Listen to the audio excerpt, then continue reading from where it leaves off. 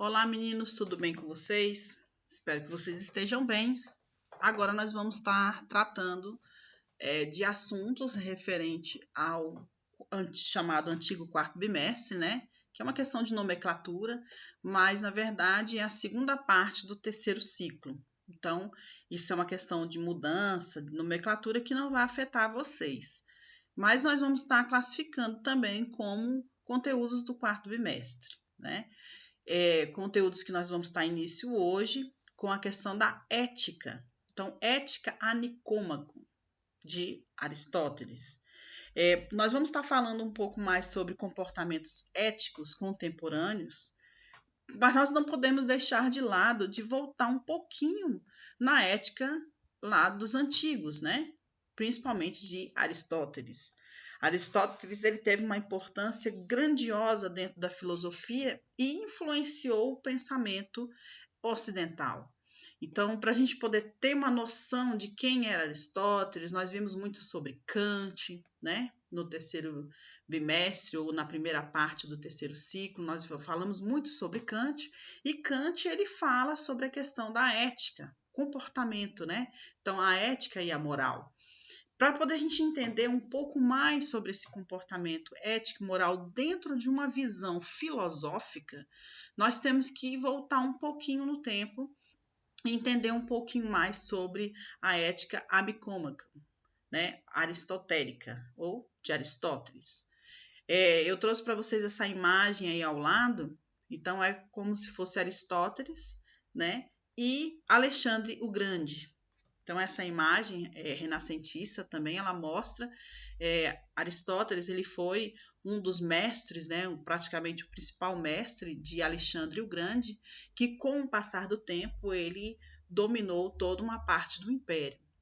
Então, a influência, claro, que ele recebeu de Aristóteles, essa influência de comportamento humano, de condição, de comportamento ético, refletiu também com o seu avanço, né, na história. Então, Alexandre o Grande ele teve a sua grande importância e também ele foi influenciado pelo pensamento aristotélico, né, focando dentro da ética.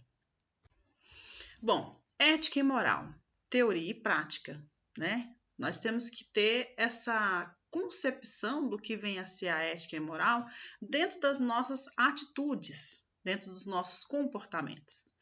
Então veja como o filósofo Aristóteles pensava a respeito da ética e moral.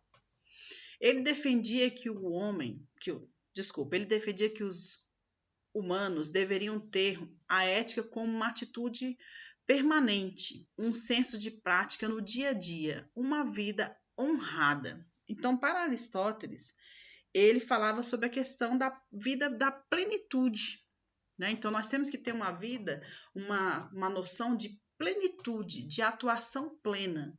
E essa plenitude ela vai estar ligada principalmente dentro da questão da felicidade. Então, o que é um ser humano feliz? É aquele que age de acordo com uma conduta moral e ética, de acordo com os parâmetros da sociedade em que ele está inserido. Hoje nós temos uma noção de comportamento contemporâneo que nós sabemos que a cultura interfere diretamente na ação ética de cada cidadão, né? Então, a cultura também é um fator que nós não podemos deixar de lado. Hoje nós sabemos que o mundo islâmico é totalmente diferente a ética e a moral do mundo islâmico do mundo ocidental. Ou por isso que nós falamos oriental e ocidental. Mas mesmo assim nós estamos debaixo de um sistema que nós vivemos hoje, que é o sistema capitalista, aonde ele determina o quê? Questões de consumo, individualismo. Então, tudo isso também nós podemos refletir dentro de uma visão da teoria da prática, né? Que é a praxis, né? Então, essa teoria nós podemos buscar um pouquinho lá alguns conceitos dentro de Aristóteles. Bom, uma das obras fundamentais para a filosofia no campo da ética é a do filósofo Aristóteles. Dos livros principais para se compreender a cultura ocidental. Então, como eu falei, a palavra cultura, ela vai diferenciar de acordo com o comportamento de cada povo, de cada civilização, né? Mas nós sabemos que a cultura ocidental, ela está baseada principalmente pelo avanço do capitalismo. Então, nós podemos ter nossa cultura, cultivar algum tipo de crença, o que for, mas nós temos que agir de uma forma em comum como bem para todos, né? Então, a Ética Amicômaco é uma obra-chave que debate assuntos referentes à moral e ao caráter. O que chamamos de Ética Amicômaca é uma coletânea que reúne 10 livros e versa sobre os mais variados assuntos, enfocando especialmente a questão da felicidade e nos meios para alcançá-la. Então, a questão do eudaimonismo, né? Então, ela está muito focado dentro dessa visão aristotélica, né? O teologismo, que é a busca para um fim, e o eudaimonismo, que é a busca da felicidade plena, ou a busca da vida plena. Então, isso é um dos principais, vamos dizer assim, pontos filosóficos dentro da ética de Aristóteles. Bom, o bem soberano é a felicidade, para que todas as coisas tendem. Então, tudo tendem para o bem, né? Então, esse princípio aristotélico é um princípio lógico, é um princípio de um raciocínio, porque o bem-estar humano, ele conta com essa plenitude. Então, ele tende para as coisas que tende para o bem, né? E o que é esse bem, né? É uma busca da felicidade que se justifica com a boa ação humana. Então, o ser humano, ele tende a buscar sempre o bem-estar, né? E essa relação de bem-estar, eu convivo em sociedade, eu convivo em meio à comunidade. Então, eu tenho que ter condutas que possam me levar a essa relação, né? Então, condutas chamadas condutas éticas. Bom, a obra começa com um apanhado bastante geral, uma reflexão sobre o bom e o bem. Aristóteles diferencia o ser humano do animal, porque o homem, ao contrário dos bichos, almeja e galgueja, né, ao galgar, a felicidade suprema. Então, dentro de algumas classificações, nós sabemos que o ser humano ele é um animal, só que ele é um animal racional. Né? Então, ele consegue compreender o meio em que está envolvido.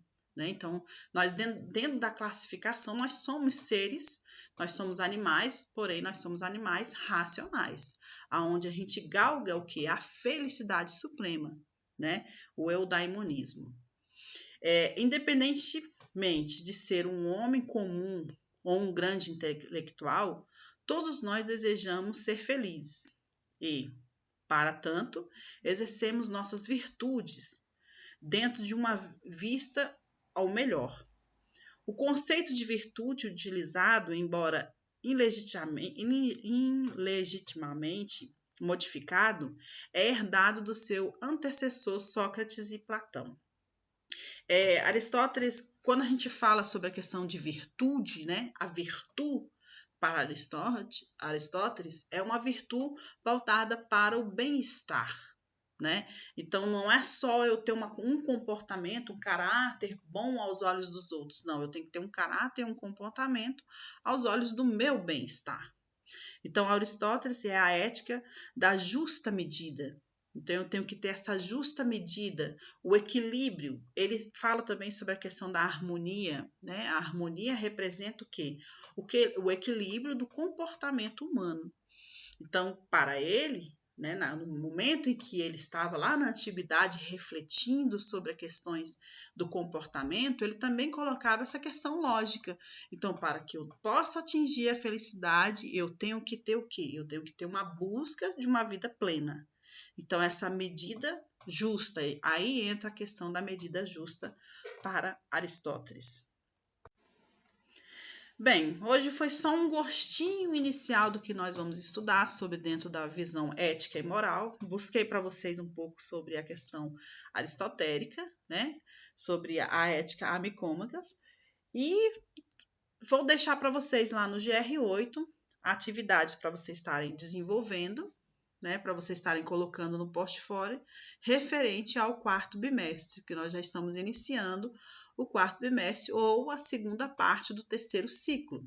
Né? Então, a partir de hoje, todas as atividades que vocês realizarem, vocês estarão postando lá no portfólio. Nós vamos trabalhar de uma forma diferente esse bimestre, né? Nós iremos trabalhar com atividades que eu estarei passando para você, não mais aquelas questões que vocês estarão respondendo. Então, vocês vão realizar a atividade no caderno e vão postar lá no portfólio referente a cada aula. Trouxe para vocês aqui uma mensagem para a gente refletir um pouquinho, né? Então, vamos lá. Da mesma maneira que a criança deve viver de acordo com as ordens do seu mestre, a nossa faculdade de desejar deve conformar-se às prescrições da razão. Então, nós temos que ter um pensamento lógico, né? Nós temos que viver de uma forma lógica, de uma forma que condiz à nossa razão. Eu deixo aqui para vocês meu abraço, um forte beijo e até a próxima, se assim Deus permitir.